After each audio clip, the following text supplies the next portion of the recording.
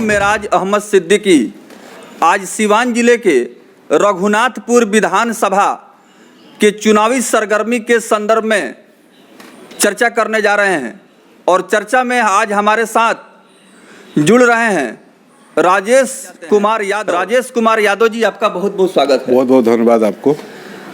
रघुनाथपुर विधानसभा में काफ़ी लंबे समय से आप क्षेत्र में भ्रमण कर रहे हैं। आप बतलाएं कि इस विधानसभा से चुनाव में भाग आजमाने का मुख्य उद्देश्य क्या है? देखिए, मैं रघुनाथपुर विधानसभा में 3 साल से लगा हूँ। बेखूबी सब लोग जानते भी हैं। हम जब लोकसभा का चुनाव था तब से हम अभी तक माने लोकसभा से क्या, लोकसभा के माने 2 साल पहले से लगे हम क्षेत्र में। बहुत ज़्यादा रिस्पॉन्स हमको अच्छा मिल रहा है। हम नेता बनकर नहीं जाते हैं अपने क्षेत्र में, बेटा बनकर प्रयास करते हैं कि हर घर में राजेश यादव बेटा बनकर रहे। मैं बेटा बनना पसंद करता हूं, नेता बनना पसंद नहीं करता हूं। लक्ष्य मेरा यही है कि मैं रघुनाथपुर को एक विकसित अपना क्षेत्र बनाऊं। आने वाले दिन में एक इसका रघुनाथपुर का नाम हो और बहुत से कामें हैं जो हम लोग विधायक बनने के बाद हम इसको काम करेंगे। राजेश यादव के प्रचार प्रसार तस्वीर या बोर्ड पर, होर्डिंग पर ओसामा साहब का तस्वीर जरूर रहता है। यूथ ब्रिगेड में विश्वास करते हैं और इन्होंने नौजवानों को आगे आने के लिए अपील किया है और बहुत सारे जो नौजवान हैं इनके साथ जुड़ रहे हैं। रघुनाथपुर विधानसभा से भाग आजमाने के लिए कृत संकल्पित हैं। राष्ट्रीय जनता दल के आप उम्मीदवार बनाए जा सकते हैं कि नहीं? देखिए, हम पार्टी पे विश्वास करते हैं। पार्टी मेरे पूर्व सांसद साहब साहब मेरे गार्जियन अभिभावक हैं। जैसा उनका निर्देश आएगा वैसे हम लोगों को काम करना है। आने वाले दिन में क्या होगा ये हम नहीं जानते हैं, लेकिन हमको विश्वास है कि हम पार्टी के एक सच्चा सिपाही हैं। पार्टी हमको टिकट देगी, हम चुनाव लड़ेंगे।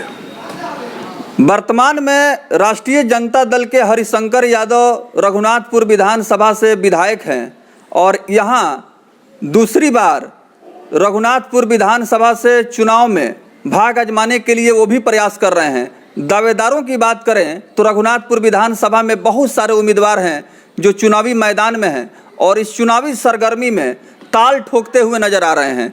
हालांकि टिकट राष्ट्रीय जनता दल के तरफ से किस प्रत्याशी को मिलेगा ये तो आने वाला समय बताएगा, लेकिन कहावत यहाँ पर यह है कि एक अनार 100 बीमार की स्थिति है।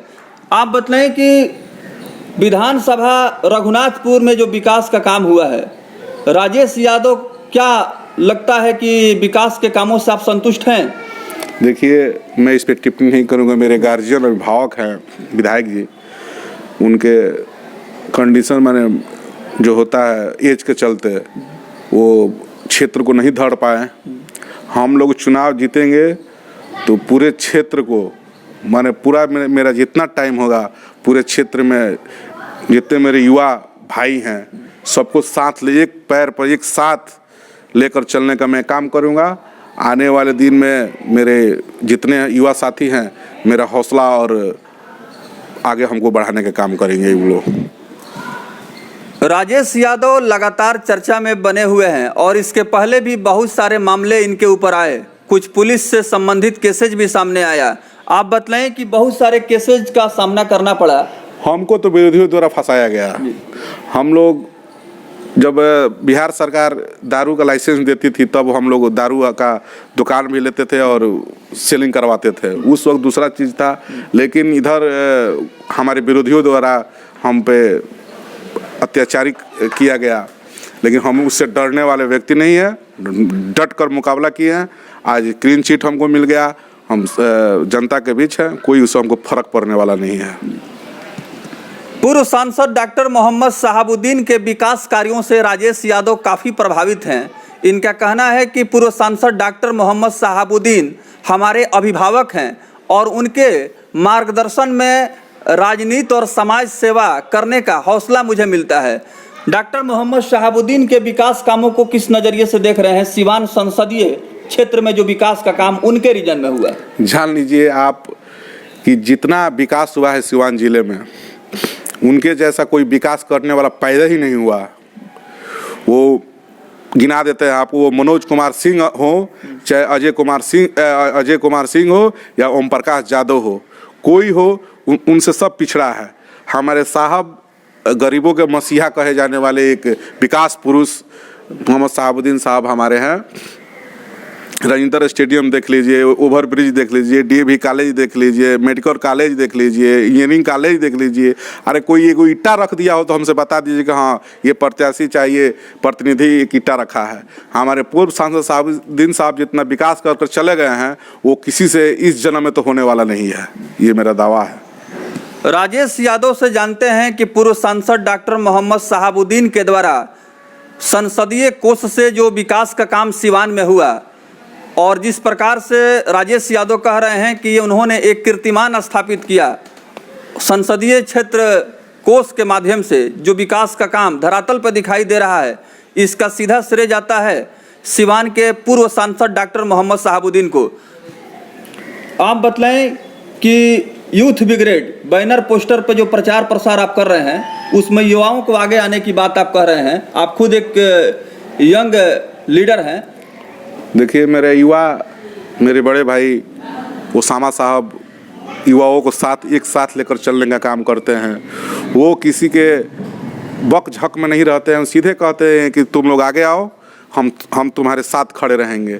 हमारे जब बड़े भाई का जब आदेश हुआ तो हम लोग अपने युवाओं को साथ जोड़ने का हम लोगों ने काम किया।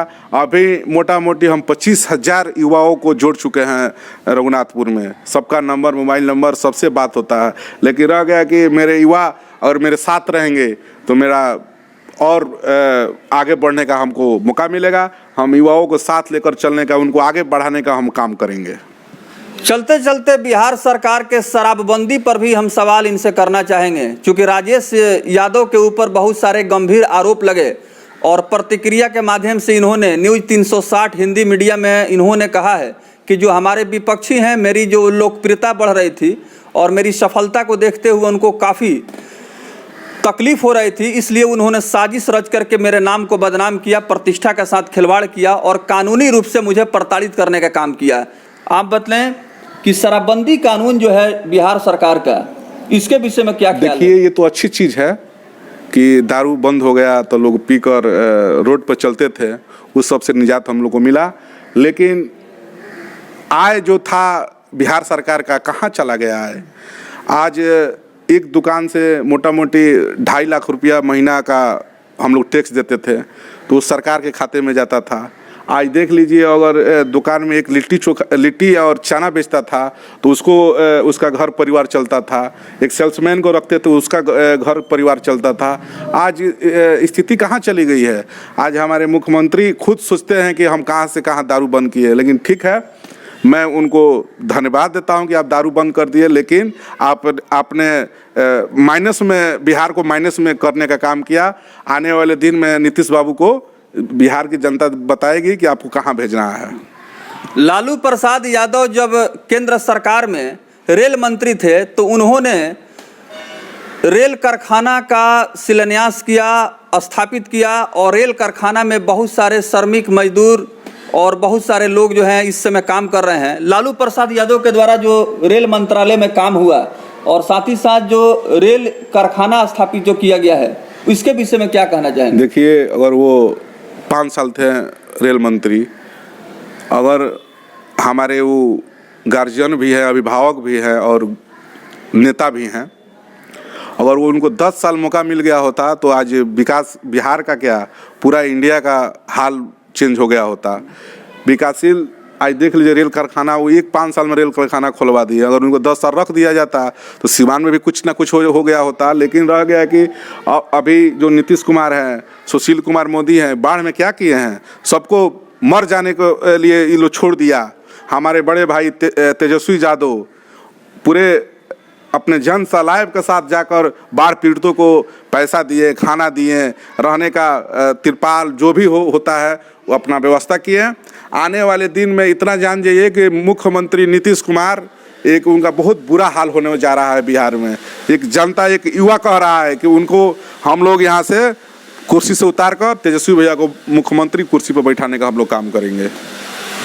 मुहर्रम और महावीरी जुलूस का त्यौहार मनाया जा रहा है और विशेष करके कोरोना वायरस के संक्रमण को देखते हुए लोगों को घर से बाहर निकलने की सलाह नहीं दी जा रही है और भीड़ भाड़ वाले इलाकों में जाने से बचने के लिए लोगों को जागरूक किया जा रहा है।